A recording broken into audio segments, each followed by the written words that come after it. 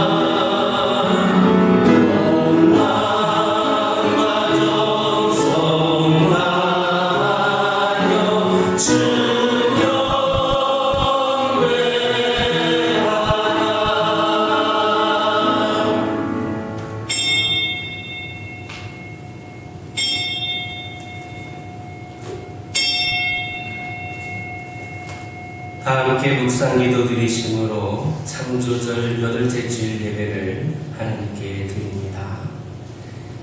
내가 여호와의 이름을 전파하리니 너희는 우리 하나님께 위엄을 돌릴지어다. 그는 반석이시니 그가 하신 일을 완전하고 그의 모든 길이 정의롭고 진실하고 거짓이 없으신 하나님이시니 공의로우시고 바르시도다. 아멘. 굳센 믿음과 거듭남의 감격을 주신 좋으신 하나님 아버지, 지난 한 주간도 세상 유혹과 심한 갈등의 파도에 휩쓸려 죄악의 구렁텅이에 빠지지 않고 살 수 있도록 인도해 주신 은혜에 감사를 드립니다. 하나님께서 창조하신 가을 하늘이 높고 청한 것 같이 저희의 심령을 더 맑고 깨끗이 하여 하나님께 경배하게 하옵소서. 하나님은 저희의 반석이시니 든든한 믿음으로 섬기게 하시고 베푸시는 말씀으로 은혜를 받게 하옵소서. 저희의 기도에 귀를 기울이시고 응답하여 주옵소서. 예배로 사랑과 회개의 은혜를 주시기를 원하오며 예수님의 이름으로 기원하옵나이다. 좋은 것을 주시는 하나님 찬양하겠습니다.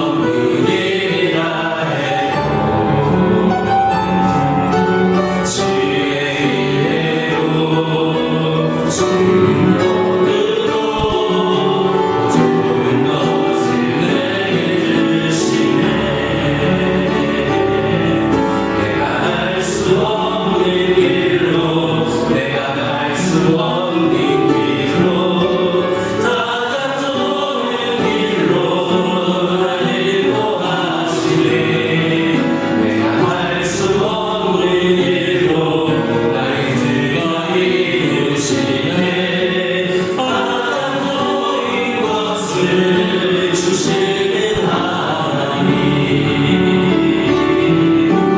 가장 좋은 것을 주시는 하나님. 자리에 앉으셔서 성시교도 20번 시편 33편입니다. 성시교도 20번 시편 33편입니다. 성시교도 20번 교독합니다. 너희 의인들아 여호와를 즐거워하라. 찬송은 정직한 자들이 마땅히 할 바로다.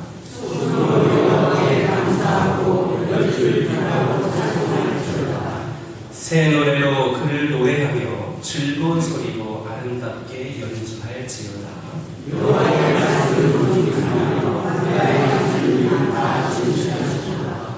그는 공의와 정의를 사랑하시며 세상에는 여호와의 인자하심이 충만하도다.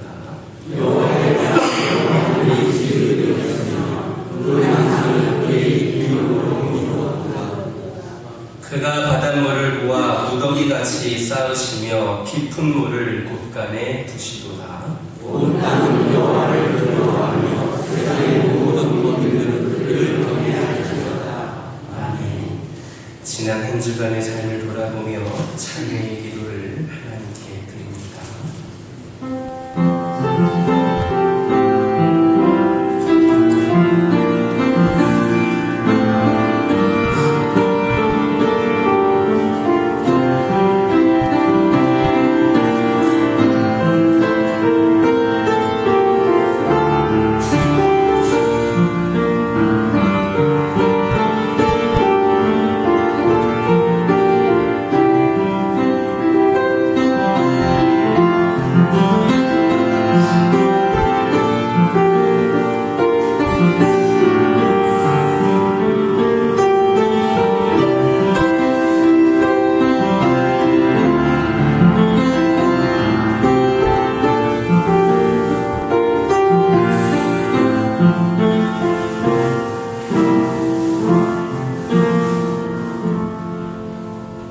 제사장은 여호와 앞에서 그를 위하여 속죄한즉 그는 무슨 허물이든지 사함을 받으리라. 아멘. 찬송 135장입니다.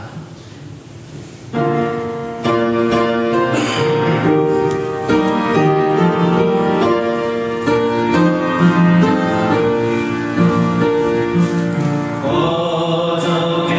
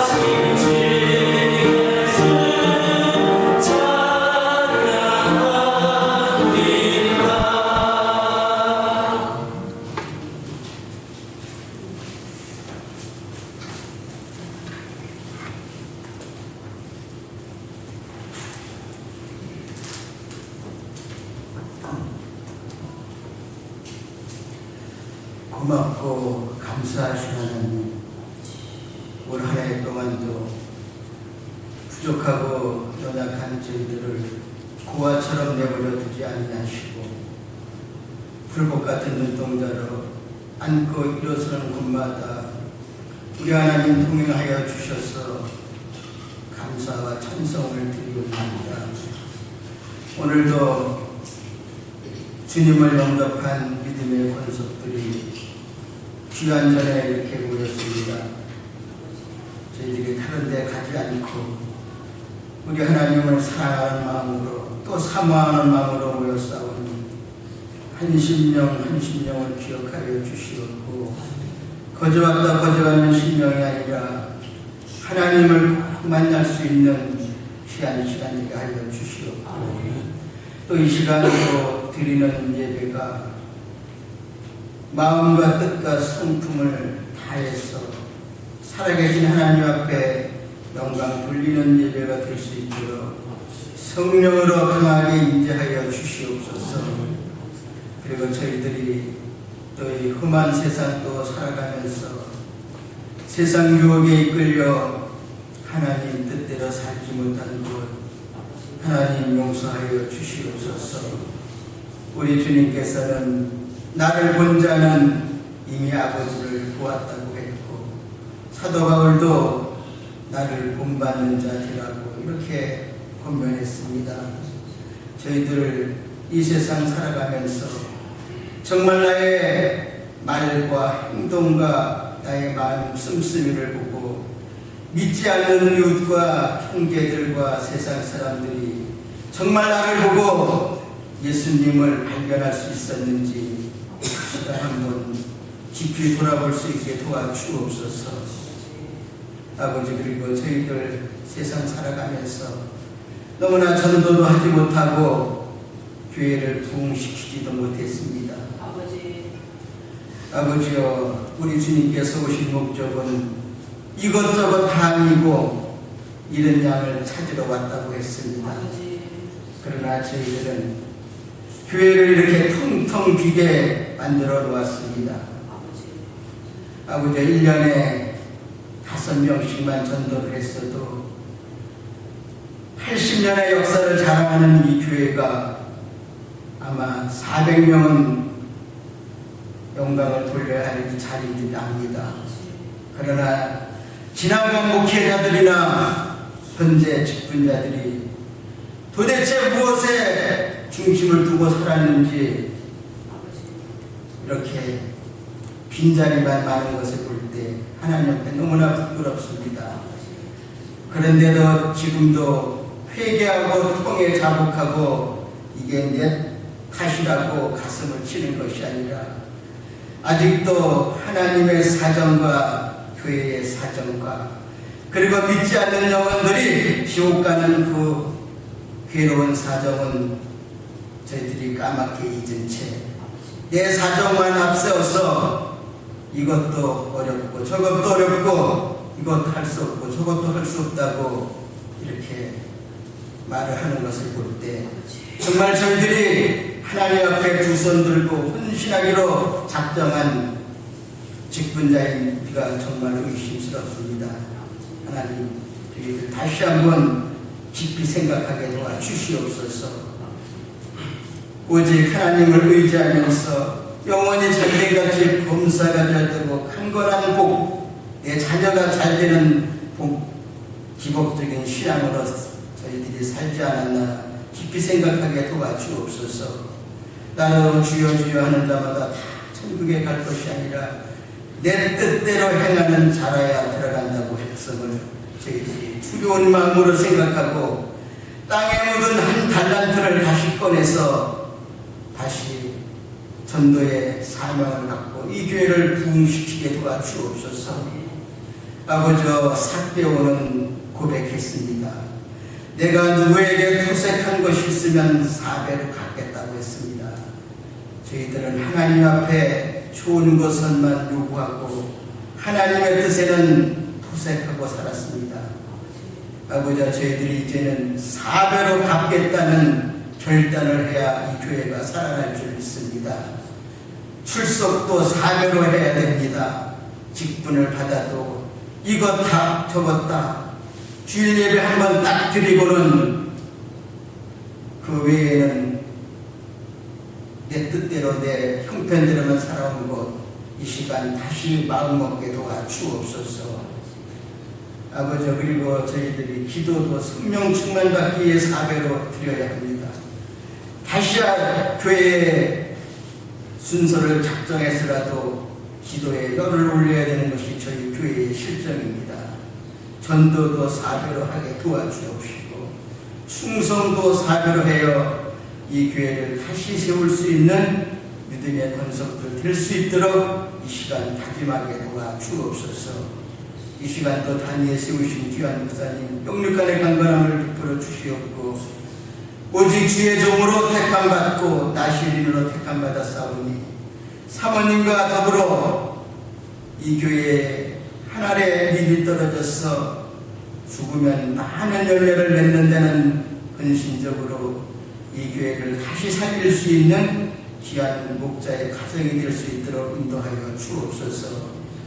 이 시간 전하는 말씀도 저희들의 땅에 떨어진 열정과 믿음을 다시 일으켜 세우는 귀한 말씀이 되도록 성령께서 역사해 주옵소서. 이 자리에 참석하지 못한 신령들 무엇이 급해서 세상에서 있는지 모르겠습니다.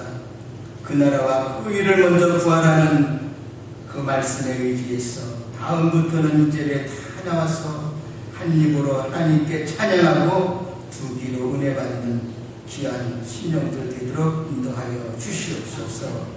그리고 여러 기관도 수고하는 그 손길과 그들 심령 위에 성령의 충만함을 베풀어 주셔서 각 부서가 하나님 안에서 부흥 성장할 수 있는 기관들 되게 도와주옵소서. 이 시간 또 첫 시간이오니 모든 순서 절차마다 우리 하나님 홀로 영광 받아 주시옵소서. 모든 것을 주님께 의탁하옵고 아직도 이 교회를 아끼고 사랑하시는 우리 구주 예수님의 이름으로 기도드리옵나이다.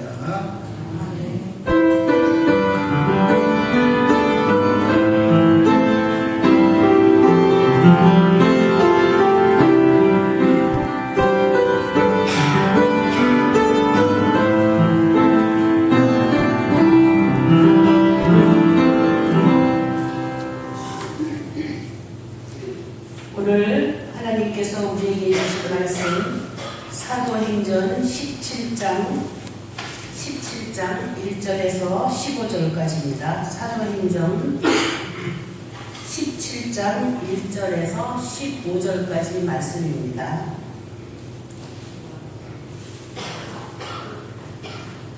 사도행전 17장 1절에서 15절까지입니다. 찾으신 줄 알고 제가 공독하겠습니다. 그들이 암비볼리와 아볼로니아로 다녀가 데살로니가에 이르니 거기 유대인의 회당이 있는지라 바울이 자기의 관례대로 그들에게로 들어가서 새 안식일에 성경을 가지고 강론하며 뜻을 풀어 그리스도가 해를 받고 죽은 자 가운데서 다시 살아나야 할 것을 증언하고 이르되 내가 너희에게 전하는 이 예수가 곧 그리스도라 하니 그 중에 어떤 사람은 곧 경건한 헬라인의 큰 무리와 적지 않은 기부인도 기함을 받고 바울과 실라를 따르나 그러나 유대인들은 시기하여 저자의 어떤 불량한 사람들을 데리고 때를 지어 성을 소동하게 하여 야손의 집에 침입하여 그들을 백성에게 끌어내려고 찾았으나 발견하지 못하매 야손과 몇 형제들을 끌고 읍장들 앞에 가서 소리질러 이르되 천하를 어지럽게 하던 이 사람들이 여기도 이르매 야손이 그들을 맞아 들였도다. 이 사람들이 다 가이사의 명을 거역하여 말하되 다른 인분 곧 예수라 하는 이가 있다 하더이다 하니 무리와 읍장들이 이 말을 듣고 소동하여 야손과 그 나머지 사람들에게 보석금을 받고 놓아주니라. 밤에 형제들이 곧 바울과 실라를 비리하러 보내니 그들이 이르러 유대인의 회당에 들어가니라. 베리아에 있는 사람들은 데살로니가에 있는 사람들보다 더 너그러워서 간절한 마음으로 말씀을 받고 이것이 그러한가 하여 날마다 성경을 상고하므로 그 중에 믿는 사람이 많고 또 헬라의 기부인가 남자가 적지 아니하나 데살로니가에 있는 유대인들은 바울이 하나님의 말씀을 베리아에서도 전하는 줄 알고 거기도 가서 무리를 움직여 소동하게 하거늘 형제들이 곧 바울을 보내어 바다까지 가게 하되 실라와 디모데는 아직 거기 머물더라. 바울을 인도하는 사람들이 그를 데리고 아덴까지 이르러 그에게서 실라와 디모데를 자기에게로 속히 오게 하라는 명령을 받고 떠나니라. 아멘.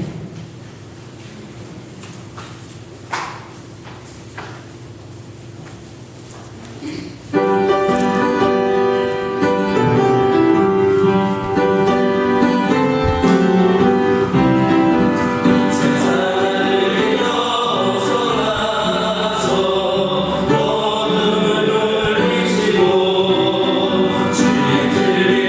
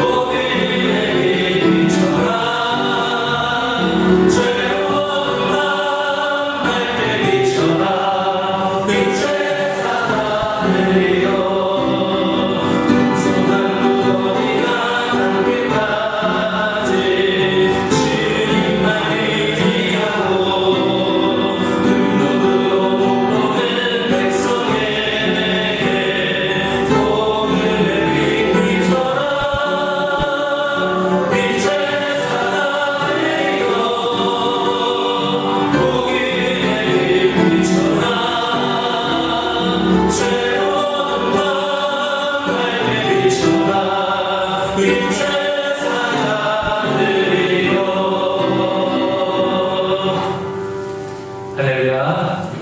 옆에 계신 분들과 인사 나누겠습니다. 사랑합니다. 축복합니다. 다시 한번 인사 나누겠습니다. 오늘도 은혜 많이 받으시기 바랍니다. 우리는 계속해서 사도 바울의 전도 여행에 대해서 우리가 살펴보고 있는데, 이 사도 바울의 전도 여행에는 몇 가지 특징이 있습니다. 첫째는 한 도시에서 다른 도시로 갈 때에는 대체로 핍박이 일어나서 더 이상 그 도시에 머물 수 없게 되었을 때에 떠난다라는 겁니다. 이 데살로니가에서도 마찬가지였습니다.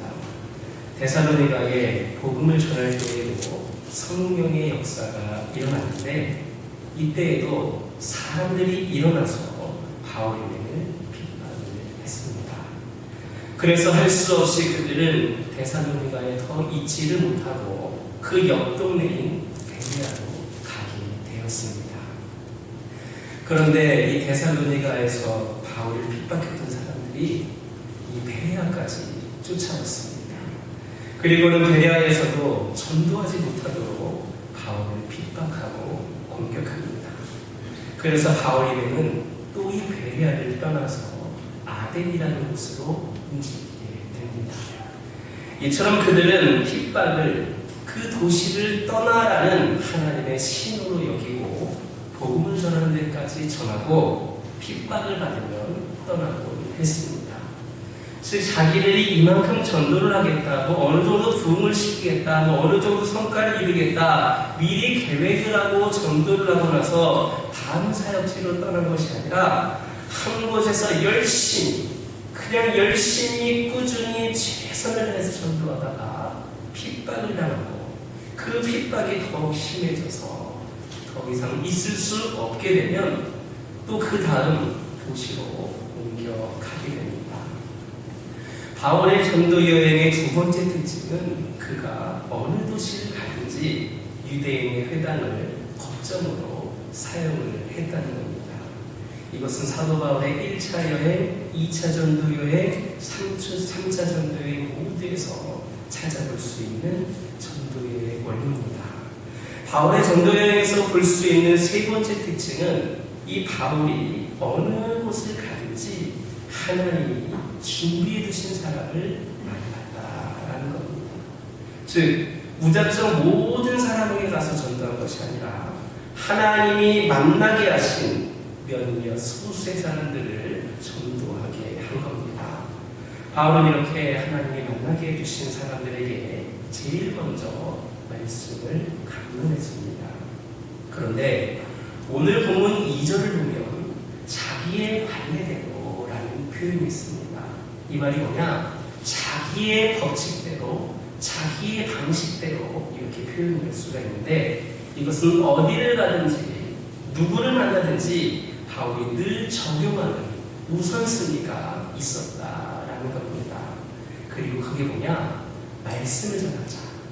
누구를 만나든지 어디서 만나든지 어떻게 어떤 방법으로 어딜 가든지 말씀을 전하자라는 것이 바울의 방법이었습니다. 바울은 다른 것을 먼저 하지를 않았습니다. 그런데 또 한 가지 빌립보에서 바울이 보여준 자기 관례, 자기 방식이 있었는데 그것은 기도처를 찾는 것이었습니다. 그는 무슨 일을 하든지 이 두 가지, 말씀을 전하는 일, 기도하는 일을 우선순위에 두고 무엇이든 했다라는 겁니다. 그 중에 하나가 기도하는 것이고 또 하나는 말씀을 증거하는 일이었습니다. 이렇게 기도하고 말씀을 전하는데 어찌 기적이 일어나지 않았겠습니까? 어찌 복음의 영광이 나타나지를 않았겠습니까?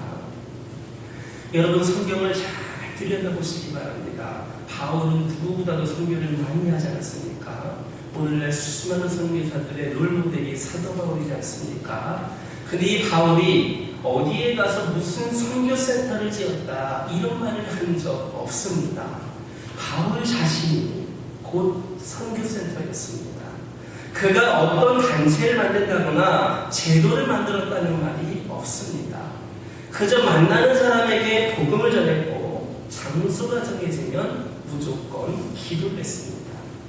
그는 기도했고 사람을 만나면 복음을 전했으며 그들이 복음을 받아들이면 그들을 위해 기꺼이 수고하고 수고를 감당하고 그들과 동역을 했습니다. 복음보다 복음 이외의 것들에 관심이 많은 사람들이 참 많습니다. 오늘 그리스도인들이 그렇지 않습니까? 교회를 와서 진정 구원의 문제, 은혜의 문제를 생각하기보다 교회의 나눔으로 인해서 뭔가 얻어지게 되는 부수적인 것들을 생각하는 분들 많지 않습니까?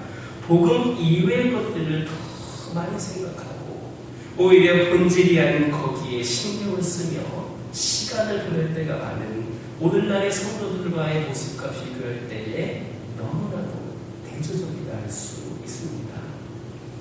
네 번째 특징은 이 빌립보나 데살로니가나 베레아에서 경험을 볼 때 여행 일수가 그리 길지 않았다는 겁니다. 바울이 빌립보에 머문 시간은 한 달 정도 좀 더 됐을 겁니다. 그리 오래 머물지 않고 떠났습니다. 이것은 이 바울이라고 하는 사람이 어느 제도라든지 뭐 장소, 뭐 건물이 너무 좋으니까 여기 뭐 세련되고 정말 투 많이 했으니까 여기 더 오래 머물러야 되겠다 그런 관심이 없었다라는 것을 보여줍니다. 그가 관심을 가졌던 것은 오직 그 대상은 사람이었습니다. 그러나 우리는 이와 반대로 사람들보다 뭐 지어진 건물, 모든 상황들을 먼저 보지 않습니까? 제도 따위에 더 관심을 기울이지 않습니까? 이 교회는 이런 게 더 좋고 저런 게 더 많고 이런 것들 부수적인 것을 보면서 교회를 정하는 경우도 있지 않습니까? 사실 많은 사람을 위한다고 하지만 다른 것에 관심이 더 많은 것이 우리의 모습입니다. 그러나 바울은 그렇지 않았습니다. 만약에 그렇다면 그곳에 더 오랫동안 머물러 있었을 겁니다. 오늘 보면 2절을 다시 보면 새 안식이라 했습니다. 안식일의 세 번, 새 안식일입니다. 그런데 놀라운 사실은 짧은 기간이었지만 그동안 많은 열매가 있었다는 겁니다. 사람들 중에 오래 같이 살아도 아무런 영향력을 미치지 못하는 그런 사람이 있습니다. 평생을 같이 사는데 수십 년 동안 한 입을 넣고 같이 살고 있는데도 아무런 영향이 없는 사람이 있습니다. 그냥 세월만 보내는 겁니다. 하지만 어떤 사람은 만난 기간이 짧음에도 불구하고 적게 만났지만 한 사람의 인생에 결정적인 영향을 주는 그러한 사람이 있습니다. 바로 바울이 그런 사람이었습니다.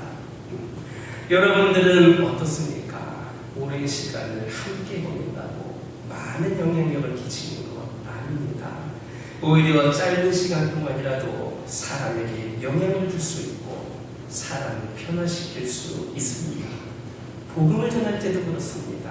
시간이 문제가 될 때도 있겠지만 정작 문제는 짧은 시간 가운데서도 무엇을 전하느냐 하는 것이 중요합니다.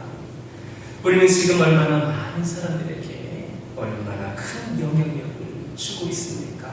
특히 여러분들이 만나는 사람들에게 얼마나 제대로 그리스도를 보여주고 있고 얼마나 크게 영적인 영향력을 끼치고 있습니까? 시간의 문제가 아니라 내용의 문제임을 기억하시길 주님의 이름으로 축원합니다. 3주라는 짧은 시간 동안 바울이 전해준 메시지는 내용은 두 가지였습니다. 첫째는 예수 그리스도께서 죽은 자 가운데서 다시 살아나야 할 것을 증명한 겁니다. 즉 너희 모든 인류를 위하여 너희의 모든 죄를 위하여 예수께서 해를 받으시고 십자가에 못 박혀 돌아가셨다. 그리고 하나님께서는 그 죽은 예수를 사흘 만에 부활시키셨다라는 것이 첫 번째 메시지입니다. 여러분 전도 많이 해보시지 않으셨습니까? 전도할 때 뭐라고 합니까? 대부분의 사람들은 전도할 때 교회 갑시다. 교회 갑시다라는 말을 잘 합니다. 그러나 회개하고 예수 믿으시오라는 말은 잘하면 왠지 그 사람이 나를 싫어할까봐 나를 좀 이상하게 생각할까봐 가슴이 두근두근하고 말하기가 힘듭니다. 그래서 직접적으로 말하지 못하고 자꾸 돌려서 합니다. 핵심을 말하지 못합니다. 그러나 바울은 예수 그리스도는 당신을 위해 죽으셨습니다. 예수 그리스도는 당신을 위해 그렇게 부활하셨습니다. 라고 말했습니다. 우리도 복음을 전할 때, 전도할 때에 이 첫 번째 메시지, 우리 예수님이 그리스도시고 부활하신 분임을 당당하게 전할 수 있기를 주님의 이름으로 축원합니다. 바울의 두 번째 메시지는 예수가 그리스도다라는 겁니다. 이 말은 우리 민족이 수천 년 동안 기다리고 갈망해왔던 그 메시아가 바로 이 예수입니다라는 뜻입니다. 예수는 하나님의 아들이요 우리의 구원자요 약속된 메시아다. 기독교에서 이보다 중요한 메시지가 없고 또 이보다 큰 메시지는 없을 겁니다. 사도 바울은 그 짧은 시간 동안에 그 제한된 공간에서 이 메시지를 전했습니다. 우리도 누군가를 만날 때에 예수님은 당신을 위해 돌아가셨고 당신을 위해 다시 사셨고 지금도 살아계셔서 우주 만물을 통치하시며 그분이 하나님이 약속하신 당신의 구원자입니다. 그러니 예수 그리스도를 믿으십시오라고 당당하게 전할 수 있기를 주님의 이름으로 축원합니다. 그런데 이렇게 메시지가 선포되면 언제나 두 가지 반응이 있습니다. 여러분들도 전도해 보셨지만 딱 두 가지입니다. 하나는 이 메시지에 대해서 긍정적으로 받아들이는 것이고 나머지 하나는 부정적인 태도를 보이고 그것을 거부하는 겁니다. 데살로니가에서도 그랬습니다. 먼저는 긍정적인 반응을 보이는 사람들이 있었습니다. 바울의 메시지를 듣고 경건한 유대인이 아니라 헬라인 중에서 많은 사람들 또 적지 않은 피부인들이 권함을 받고 이 바울과 신라를 따랐다 했습니다. 여기에서 우리는 복음에 대한 또 다른 깨달음을 하나 얻을 수 있습니다. 그게 뭐냐? 복음은 많은 지식이나 합리적인 설명을 통해서 얻어지는 것이 아니다라는 사실입니다. 바울은 메시지를 듣고 바울의 그 메시지를 듣고 많은 사람들이 예수 그리스도에 대해서 긍정적인 반응을 갖게 된 것은 성령의 역사 때문이었지, 바울이 설명을 잘해서, 바울이 멋있게 생겨서, 바울이 아주 그런 탁월한 능력이 있어서 그렇게 된 것이 아닙니다.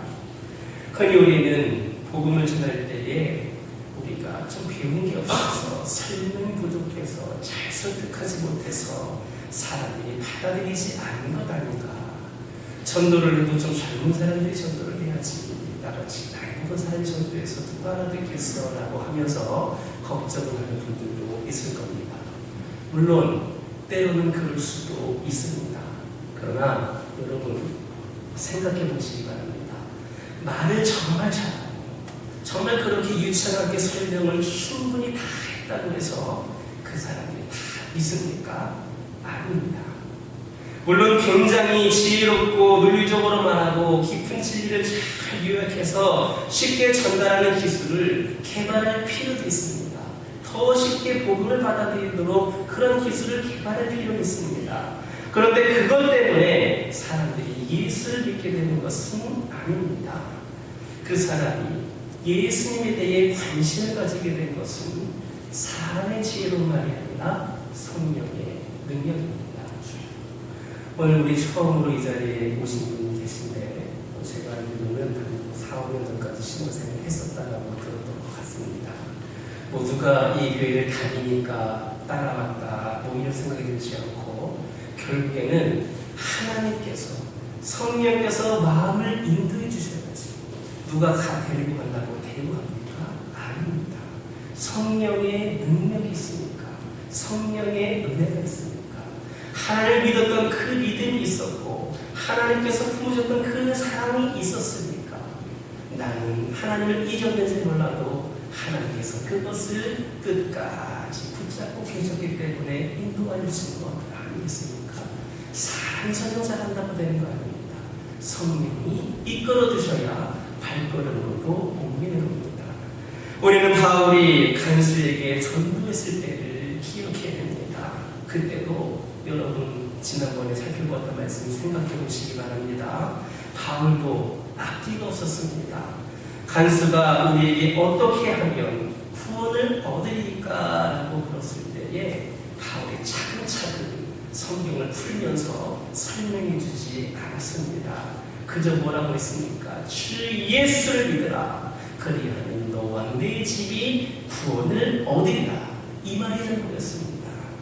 그러므로 우리가 전도를 할 때에도 얼마나 말을 잘하고 많이 하느냐 걱정하는 대신 성령의 능력을 믿으시기 바랍니다. 성령의 능력을 믿고 다른 헛소리를 하지 말고 쓸데없는 지른 얘기는 하지 말고 그냥 단도직입적으로 성령으로 예수 믿으시오 이렇게 분명하게 말할 수 있게 되기를 주님의 이름으로 축원합니다. 다음은 부정적인 반응, 즉 예수님을 거부하는 반응입니다. 바울이 메시지를 전했을 때에 이것을 시기하고 예수님에 대해 반감을 표시하는 사람들도 있었습니다.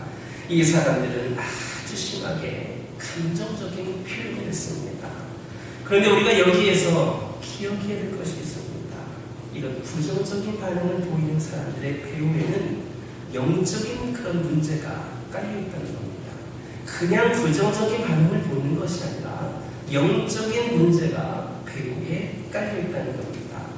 즉 복음을 들고 그것을 받아들이는 사람들이 지식이나 합리성의 차원에서 그렇게 하는 것이 아닌 성령의 역사로 말미암아 그렇게 하는 것처럼 이 복음을 부정적으로 반응하고 또 예수님을 거부하는 사람들 역시도 지식이나 합리성의 문제가 되어서 그것을 받아들이지 않는 게 아니라 영적인 문제 때문에 그렇게 하는 것이다 라는 말씀입니다. 더 구체적으로 말하면 복음이 전해지는 것을 그냥 두지 못하는 사탄이 개입하여서 사람들을 미혹하기 때문에 그렇게 되는 겁니다. 사탄은 그리스도의 복음이 들어가는 곳에 꼭 소동을 일으킵니다.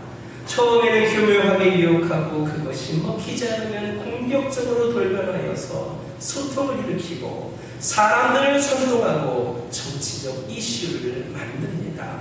마귀는 복음이 전해지는 곳이면 어디서든지 이런 방법을 사용하여 예수님을 대적하고 사람들로 하여금 믿지 못하게 합니다.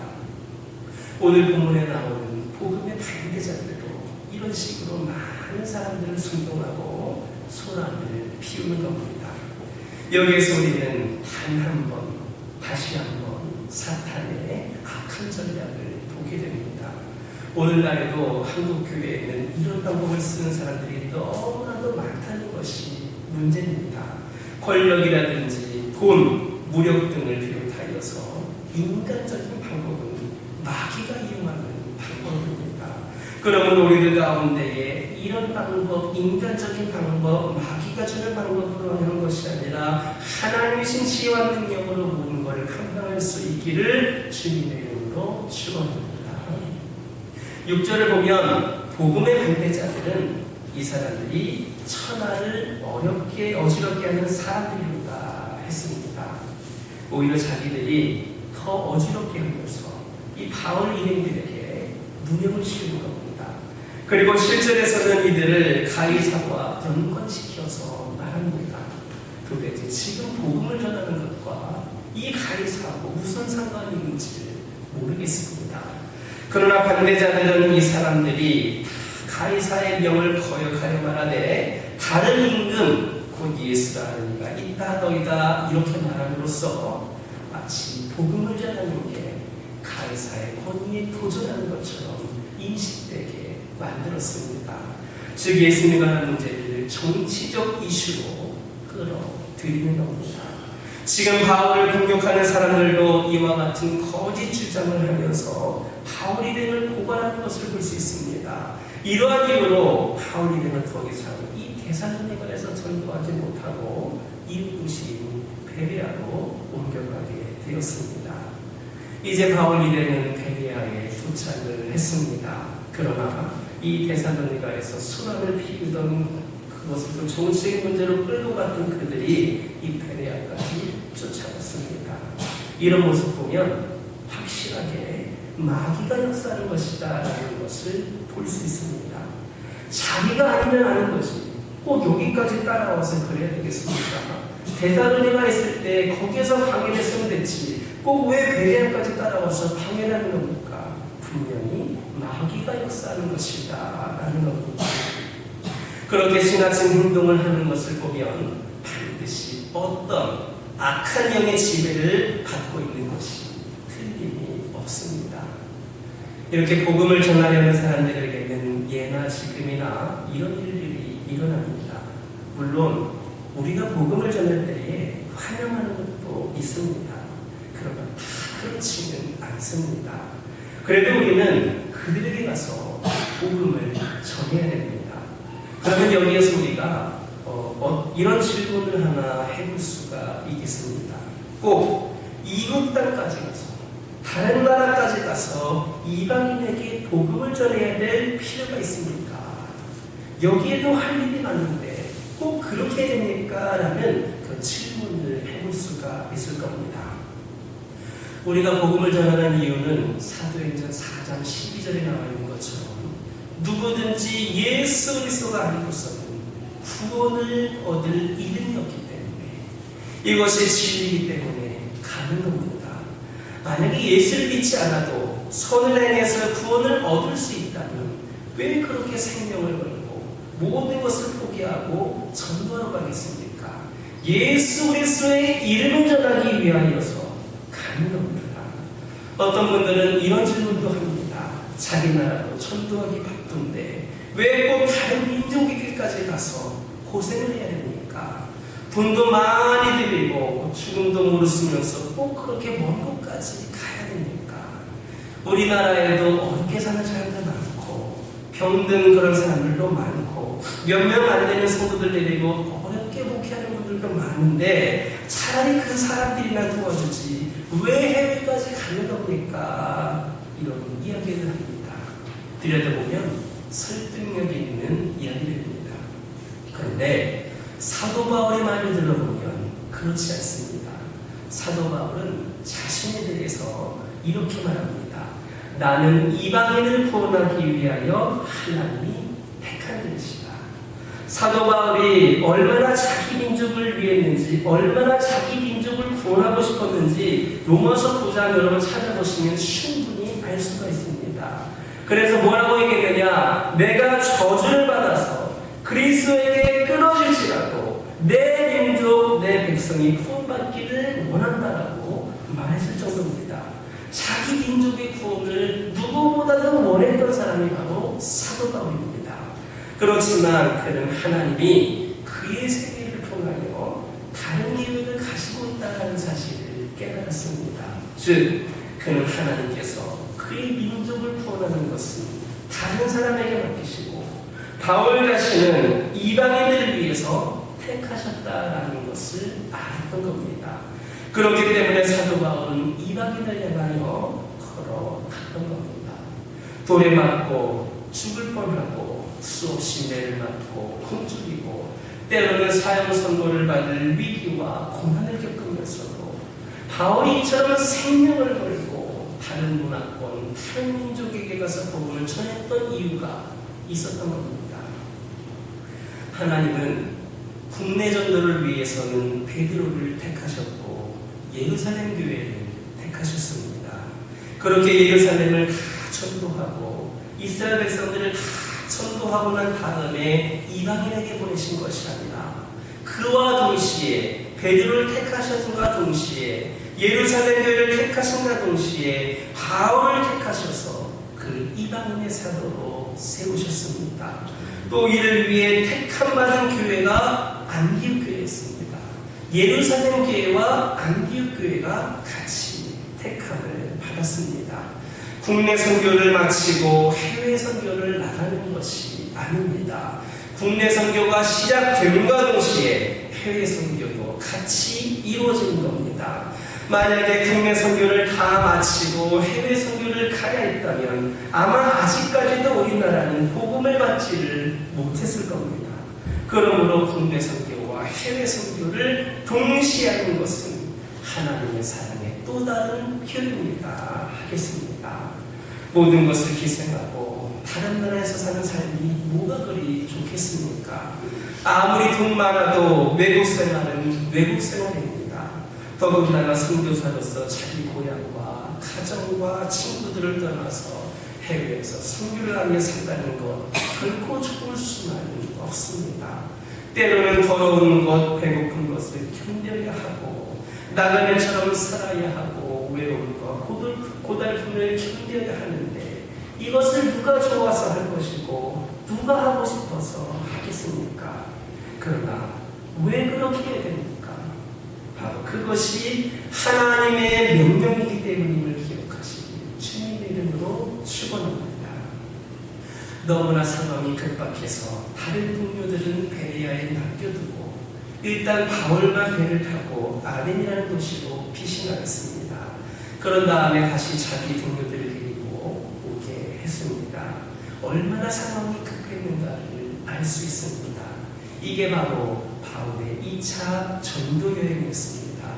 이렇게 해서 복음은 전 세계에 전해지게 되었고 이렇게 해서 성령의 역사는 나타나게 된 겁니다. 복음을 전한다는 것은 신나고 아름답고 감격스러운 일입니다.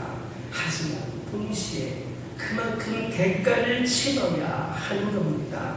세상을 위하여 대가를 치르는 것은 억울한 일이겠지만 하나님을 위하여 대가를 치르는 것은 고통 중에 영광이 되는 것임을 기억하는 저와 여러분 되기를 주님의 이름으로 축원합니다. 기도하겠습니다. 우리에게 귀한 진리를 알게 하시고 귀한 일에 참여시켜 주신 주님을 찬양합니다. 인간적으로 볼 때에 바울의 생애는 그렇게 행복한 것은 아니었습니다. 그러나 하나님 앞에서 그는 영광스럽고 감격스럽고 모든 사람이 흠모할 만한 삶을 살았습니다. 하나님 오늘 이것을 깨닫게 해주시며 감사를 드립니다. 저희들도 땅을 보지 말고 하늘을 보게 하시고 자신만을 보지 말고 그리스도를 보게 하여 주옵소서. 예수님의 이름으로 기도드립니다. 아멘. 동원 찬송 50장입니다.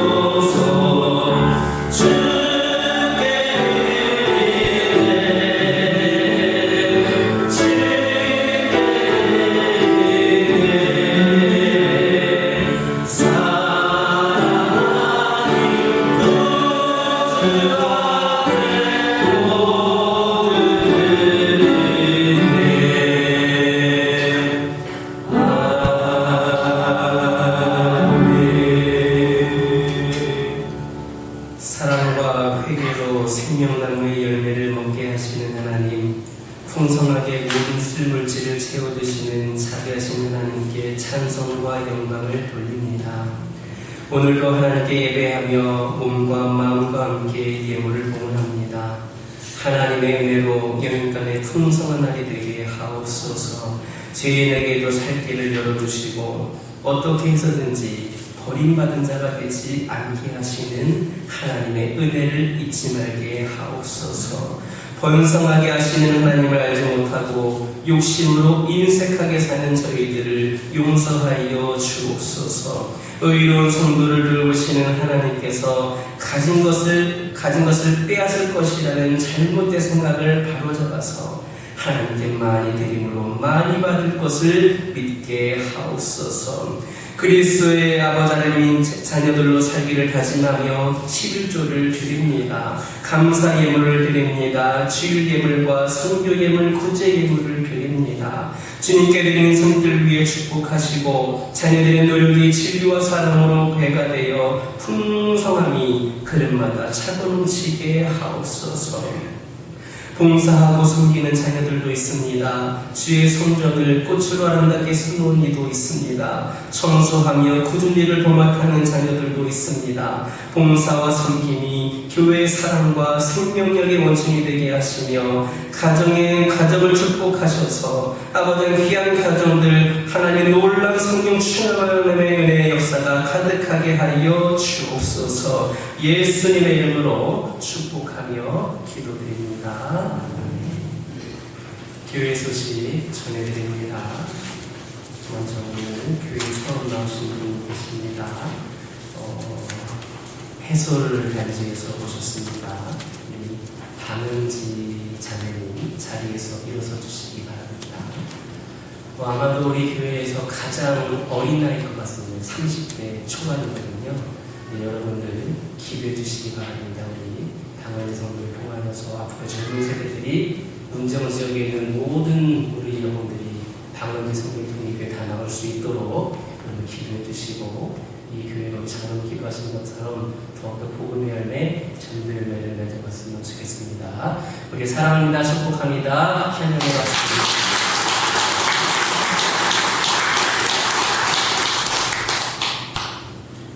오늘 오후 예배는 1시에 전교인 성경 퀴즈대회로 진행을 합니다. 이 자리가 아니고 밑에 교육관, 식당이 아닌 어린이집 예배드리는 교육관에서 진행이 됩니다. 여기서 기다리다가 왜 목사님 나오시냐고 화내지 마시고 교육관에서 오늘 성경 퀴즈대회가 진행되니까 식사 후에 교육관으로 1시까지 모여주시기 바랍니다. 사랑의 김장 나눔 행사가 진행이 됩니다. 다음 주 주일에 오후 예배를 드리지 않고 오전 예배를 드리고 또 식사를 하면서 진행이 됩니다. 우리 작년에 우리 집에서도 안 하던 김장을 하시던 남자분들 고생 많으셨는데 너무나도 은혜가 됐고 축복이 된 기회가 된 적이 있습니다. 우리 남신도 회원 여러분들, 우리가 신분 당연히 오셨겠지만 남신도 회원 여러분들도 한 분도 빠짐없이 오셔서 교회에서 김치를 드시는 분들은 다 김장에 참여하시기 바랍니다. 그래서 우리 모두 함께 은혜의 자리에, 축복의 자리에 귀한 사명에 동참했으면 좋겠습니다. 우리 남신도 회장님을 중심으로 우리 남신도 연락을 해주시기 바랍니다. 세례 견신내 세례학생 신청을 다음 주까지 받겠습니다. 태국 단기 선교가 다 다음 주, 김장이 지나고 그 다음 주 주일부터 일주일 동안 진행됩니다. 여러분들 내가 가지 않는다고 해서 여러분 부관심하지 마시고 가지 않으시는 분들은 보내는 선교사로서 기도의 의무를 다해주시기 바랍니다. 선교팀이 아무리 열심히 준비하고 한다더라도 여러분들이 기도해주지 않으면 생명의 역사는 일어나지 않습니다. 기도를 통해 주시기 바라고 특별히 캐리어 말씀을 드렸는데 물론 이제 큰 캐리어도 필요하고 작은 캐리어도 필요하지만 꼭 있으신 분들 기내용 캐리어도 필요합니다. 우리는 수화물을 최대한 가져갈 수 있도록 해야 되는데 위탁용 큰 캐리어를 어느 정도 채워뒀는데 기내를 들고 탈 수 있는 캐리어가 있으신 분들은 빌려주시면 잘 쓰고 돌려드리도록 하겠습니다. 다른 모임 및 결정은 주보를 참고해 주시기를 바랍니다. 옆에 계신 분들과 인사 나누겠습니다. 한 주간에도 승리하시기 바랍니다. 다 같이 일어서셔서 주기도문송으로 하나님께 기도드립니다.